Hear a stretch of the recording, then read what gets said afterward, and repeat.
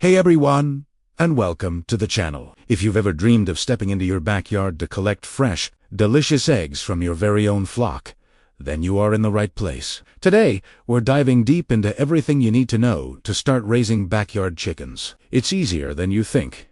And trust me, it's one of the most rewarding hobbies you can have. So, let's get started on your journey to becoming a chicken keeper. First things first, let's talk about the legal stuff. Before you fall in love with a fluffy chick, check your local city or county ordinances. Many places have rules about whether you can keep chickens, how many you can have, and if roosters are allowed. Roosters are the noisy ones, so they're often a no-go in residential areas. A quick search for your city's name plus backyard chicken laws should give you all the information you need. Getting this sorted out first will save you a lot of potential headaches down the road. All right, now for the fun part. Choosing your chickens. There are so many breeds, and they're all a little different. If you're looking for a steady supply of eggs, breeds like the Leghorn, Sussex, or Rhode Island Red are fantastic layers. If you want a friendly, gentle pet that's great with kids, consider a Buff Orpington, a Silky, or a Cochin. These are known for their docile temperaments. And yes, you can have both. A mixed flock is a happy flock. Do a little research on breeds that suit your climate and your goals, whether that's tons of eggs, friendly personalities, or just beautiful birds to watch. Once you know what kind of chickens you want, you need to decide if you're starting with chicks or with pullets. Chicks are adorable, fluffy babies that you can get from hatcheries or local farm stores. They need a special heated home called a brooder for their first 6 to 8 weeks. It's a bit more work, but you get to watch them grow up, which is amazing. The other option is getting pullets, which are young female chickens, usually around 15 to 20 weeks old, that are just about to start laying eggs. This is a great shortcut if you want to skip the brooder phase and get straight to the eggs. Next up, let's talk about housing. Your chickens need a safe and secure place to live, and that's called a coop. The coop is their home base, where they'll sleep, lay their eggs, and shelter from bad weather. A good coop needs to have a few key features.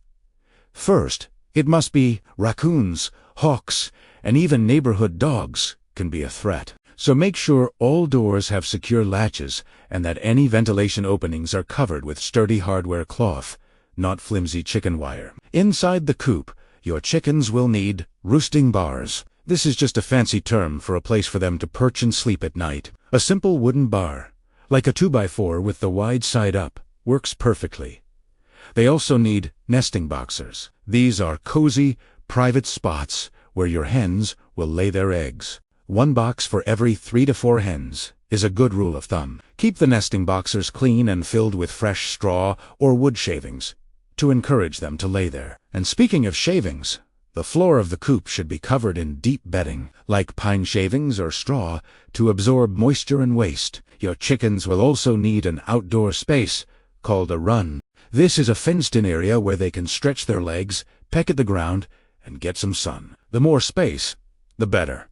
But a general guideline is at least 10 square feet per chicken in the run. Just like the coop, the run needs to be secure to keep predators out. You can even cover the top with netting to protect them from hawks. Giving them space to roam keeps them happy and healthy. Now, let's talk about what to feed your feathered friends. Chicken nutrition is actually pretty simple. The majority of their diet should come from a balanced commercial chicken feed. When they're chicks, they need a special chick starter feed, which is high in protein. Once they're around 18 weeks old or start laying, you'll switch them to a layer feed. This has the right balance of protein, vitamins, and extra calcium to help them produce strong eggshells. Of course, chickens also love treats. Things like scratch grains, mealworms, and fresh veggies from your garden are like dessert for them. But remember, treats should be just that, treats. They should only make up about 10% of their diet to make sure they're getting all the nutrients they need from their main feed. And one very important thing, always provide a constant supply of fresh, clean water. Chickens drink a surprising amount, especially in hot weather, so check their waterer daily. Keeping your flock healthy is a top priority. The best way to do this is through prevention. A clean coop is a healthy coop. You'll want to do a quick daily spot clean, removing any major messes, and a deeper clean every few weeks, where you replace all the bedding. Also, spend a few minutes each day just watching your chickens.